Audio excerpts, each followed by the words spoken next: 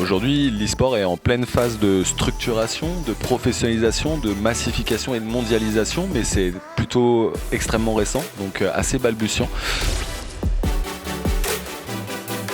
Si on le compare au sport, le sport, cette phase de structuration, elle a duré plus de 200 ans. Aujourd'hui, l'e-sport a une petite vingtaine d'années. L'e-sport, il est différent entre l'Occident et l'Orient. Historiquement, l'e-sport, la terre de l'e-sport qu'on connaît, c'est la Corée du Sud.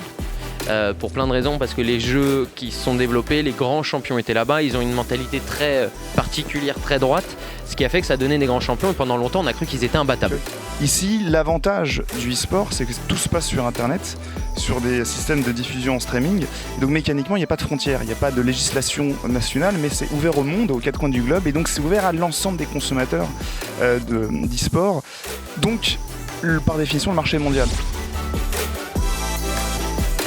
Je m'étais intéressé en amont sur toutes les spécificités du modèle et du marché de l'e-sport, la partie économique notamment, puisque c'est mon domaine de compétences. Et je m'étais rendu compte que effectivement ce marché était extrêmement porteur, extrêmement intéressant, qui connaissait une croissance continue et exponentielle, et donc qu'il allait dans les années à venir devenir extrêmement important. L'objectif, c'est vraiment toujours de fédérer le plus de communautés, donc c'est de travailler vraiment sur la communication.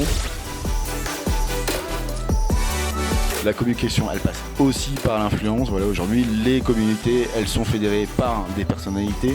Donc c'est vrai que le conseil que je donnerais, c'est que pour fédérer un maximum de personnes à ces compétitions, c'est d'aller chercher les communautés. Et les communautés, elles passent aussi et principalement par l'influence.